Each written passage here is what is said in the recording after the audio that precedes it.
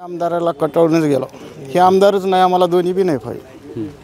आम्हाला आमदार उभा करणार. पाटील म्हणतील ते करणार, तेच करणार. हा.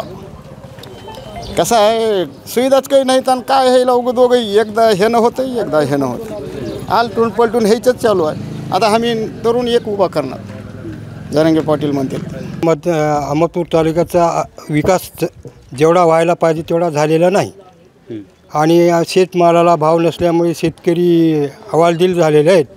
पाण्यामुळे पिकं गेलेली आहेत. येणाऱ्या विधानसभेला उमेदवार किंवा मराठ्याचे प्रश्न सोडवणारा असावा, शेतकऱ्याचे प्रश्न सोडवणारा असावा, शेतमालाला भाव योग्य भाव मिळवून देणारा असावा. कुठं विकास झाला? महिन्याला पाणी येऊ लागले नळाला. आमचा नेताच उभा करणार आम्ही.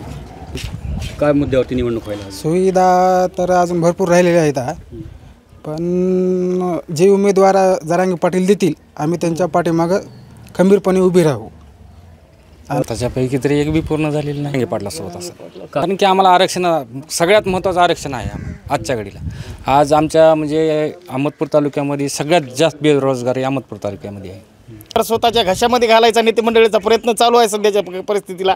तिथं कुठलंही नमस्कार. वारी विधानसभेची आपल्या दारी या पहिल्या भागामध्ये आपण आहोत आज अहमदपूर चाकूर मतदारसंघातील अहमदपूर या शहरामध्ये. हा तोच भाग आहे जिथून संपूर्ण मतदारसंघाचा जो बेस आहे तो या पाटील गल्लीतून आहे. पाटील गल्लीतील लोकांसोबत आपण आहोत. नेमकं काय वाटतं त्यांना ते विचारून घेऊयात. सर, काय सांगाल आपण आपल्या मतदारसंघाविषयी? आपलं विकास झालेला आहे का? पुढे येणाऱ्या निवडणुका कशा होत्या? आमच्या अहमदपूर तालुक्याचा विकास जेवढा व्हायला पाहिजे तेवढा झालेला नाही. आणि शेतमालाला भाव नसल्यामुळे शेतकरी हवालदिल झालेले आहेत. पाण्यामुळे पिकं गेलेली आहेत. येणाऱ्या विधानसभेला उमेदवार किंवा मराठ्याचे प्रश्न सोडवणारा असावा, शेतकऱ्याचे प्रश्न सोडवणारा असावा, शेतमालाला भाव योग्य भाव मिळवून देणारा असावा. कुठं विकास झाला? महिन्याला पाणी येऊ लागले नळाला. प्यायला परेशान आहेत आमचे पाटील गल्लीचे इथले लोक. आरक्षणचा तर मुद्दा तिकडेच राहिला होता. आरक्षण आम्हाला मागायचीच गरज नाही हो. मुळातच आम्ही आरक्षणच्या मागायचा संबंधच येत नाही आम्हाला. आम्ही घेऊनच जाणार. आमचा नेताच उभा करणार आम्ही.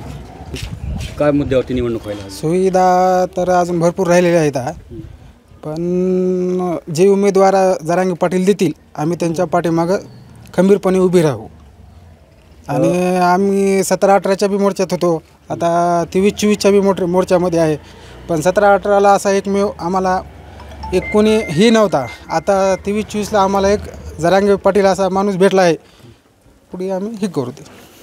काय काय समस्या आहेत मुख्य मतदारसंघातील? आणखी काय नाही, आमच्या गावठांमध्ये तर अशी परिस्थिती आहे की नाल्या काढल्या जात नाहीत, पाणी नाही. बायका आमच्या हाडाला जा, विहिरीला जा.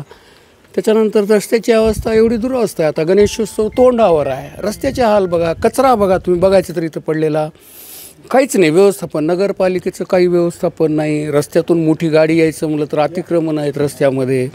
आणि गावठांचा प्रश्न कोणत्याच नेत्यानं मला वाटतं लक्षात घेतलेलाच नाही आहे. त्याच्यानंतर आमच्या गल्लीमध्ये तर सर्वात जास्त शेतकरी समाज आहे. तो एवढा म्हणजे बेजार आहे की उघाड पडली म्हणून फवारायला गेलं तर लगेच पाऊस पडते, पाण्यानं पिकं गेलेली आहेत. हवालदिल आहे हा. आणि युवकांचे प्रश्न बेरोजगारीचे तर वेगळेच आहेत. आता म्हणावं तसं विकास तर झालेलाच नाही आहे आमच्या गावठाण भागामध्ये. तर आम्हाला म्हणजे अशी विचित्र परिस्थिती आहे. कधी पतदिवे लागतात तर कधी लागत नाहीत. कधी पाणी येते तर महिना येत नाही. त्याच्यापैकी तरी एक बी पूर्ण झालेलं नाही. काय पाण्याची टाकी बसू, हे करू, रस्त्याची सुविधा करू लोकलला तर बेरोजगारी कमी करू. बेरोजगारी उलट वाढत गेलेली आहे. आरक्षणाचा मुद्दा तर ते आता युवा पिढी भरकटच चाललेली आहे. म्हणजे आरक्षण नसल्यामुळं सगळे म्हणजे बेरोजगारी जास्त वाढलेली आहे जरांगे पाटलासोबत असं. कारण की आम्हाला आरक्षण सगळ्यात महत्त्वाचं आरक्षण आहे आजच्या घडीला. आज आमच्या म्हणजे अहमदपूर तालुक्यामध्ये सगळ्यात जास्त बेरोजगारी अहमदपूर तालुक्यामध्ये आहे. त्याच्यामुळं आम्ही जरांगे पाटील जे म्हणतील तेच पूर्व दिशा आहे. कुणाचंही लक्ष नाही. जे सुशिक्षित आहेत, जे चांगले आहेत, काय आमदाराचा 19ला मोठी होता की बाबा आपण MIDC सुधारू, कारखानदारी उभारू, बेरोजगार तरुणांना रोजगार देऊ. पण असं कुठलंही धोरण आमदार साहेबांना राबवलेलं नाही. त्याच्यामुळे आम्ही सध्याच्या परिस्थितीला तर आमदार साहेबासोबत नाहीत. आणि दुसरा मुद्दा म्हणजे विशेष म्हणजे मराठा समाजाला एकतर 2 टक्के आरक्षण आहे. 2 टक्के आरक्षण दिलं तर आम्हाला 2 टक्के आरक्षण मिळेल. 2 टक्के आरक्षण दिलं तर आम्हाला 2 टक्के आरक्षण मिळेल. आणि दुसरा मुद्दा म्हणजे विशेष म्हणजे मराठा समाजाला एकतर आरक्षण नाही. आरक्षण नसल्यामुळे शैक्षणिक क्षेत्रामध्ये त्यांना भरपूर अशा मोठ्या अडचणीला सामोरं जावं लागते.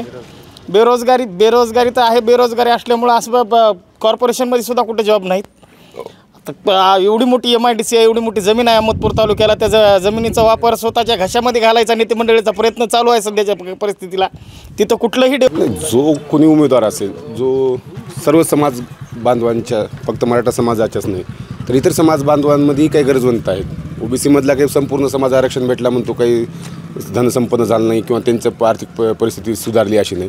OBC समाजातील गरजवंतांच्या समस्या जाणून घेणारा, मराठा समाजातील गरजवंतांच्या समस्या जाणून घेणारा असावा, मुस्लिम समाजाच्याही गरजवंतांचा समस्या जाणून घेणारा, उच्च शिक्षित असावा आणि सर्व समाज बांधवांना एकत्र घेऊन या अहमदपूरच्या शेतकऱ्यांचा, युवकांचा प्रश्नांची जाण असणारं नेतृत्व या पुढं अहमदपूर तालुक्यातून, चाकूर तालुक्यातून उदय असावे अशी आमची इच्छा आहे युवक म्हणून. नक्कीच आमचे जे लोकल समस्या आहेत, कचरा असेल, नाली, पाणी, आता एक महिन्याला पाणी येते इथं. पाणी कधी कधी स्वच्छ बी येतं, कोण ऐकणार कोण पाहिजे ना कोणतं.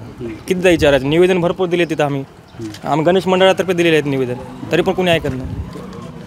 ट्रॅफिक जाम असते शहरामध्ये. लाईटीचे पोल समजे खाली आलेले आहेत. शेतकऱ्याच्या लाईटीचे भरपूर प्रॉब्लेम आहेत. भरपूर प्रॉब्लेम. आमदाराला कटवूनच गेलो. हे आमदारच नाही, आम्हाला दोन्ही बी नाही पाहिजे. आम्हाला आमदार उभा करणार. पाटील म्हणतील ते करणार, तेच करणार. हा, कसं आहे, सुविधाच काही नाहीत आणि काय हे लोक दोघं एकदा हे न होतं, एकदा हे न होतं, आलटून पलटून हेच चालू आहे. आता आम्ही तरुण एक उभा करणार, जरांगे पाटील म्हणतील. चाकूर मतदारसंघाविषयी मी एकच सांगू शकतो, लोकप्रतिनिधी असंख्य आले पण म्हणावं तसा विकास झालेला नाही. प्रत्येक गोष्टीमध्ये असं झालेलं आहे. MIDC कार्यरत होऊन 20 वर्ष झालेलं आहे, पण MIDCमध्ये एक उद्योग नाही. सामान्य रोजगाराचा प्रश्न, वंचित शोषित दलितांचा प्रश्न, रोडचा प्रश्न आहे, पाण्याचा प्रश्न आहे. लिंबोटीहून पाणी येते 20 वर्ष झाला आम्ही ऐकतो, पण आजपर्यंत पाण्याचा काही प्रश्न मार्गी लागलेला नाही. याच्या व्यतिरिक्त दुसरं म्हणलं तर अहमदपूर तालुक्यामध्ये जी शैक्षणिक संस्था आहेत, शैक्षणिक संस्थेला पण कुठं ना कुठं काहीतरी 2-3 संस्था सोडल्या तर बाकी काही नाही. विद्यार्थ्यासाठी कुठल्या तर वसतिगृहाची व्यवस्था नाही, काही नाही. मराठा समाजासाठी कुठं तर एक वसतिगृह बांधावं, काहीतरी करावं, असं कुठलाही विचार कुठल्याही लोकप्रतिनिधीला आजपर्यंत आलेला नाही. हे योग्य वाटते, कारण आम्हाला OBCतूनच आरक्षण हवं आहे. OBCतून आरक्षणाची गरज काय तर एक सामान्य एक विद्यार्थी म्हणून आम्ही विद्यार्थी दशेमध्ये असताना आम्ही पाहतो आलेलो आहे की आमचे 80% पडलेल्या विद्यार्थ्यांना शाहू कॉलेजला समजा, इथल्या महात्मा गांधी कॉलेजला समजा, त्यावेळेस नंबर लागत नव्हते. पण OBC समाजातून आलेल्या 56 ते 60% वाल्यांना आरक्षणाचा लाभ घेऊन ते विद्यार्थी तिथे शिकत होते.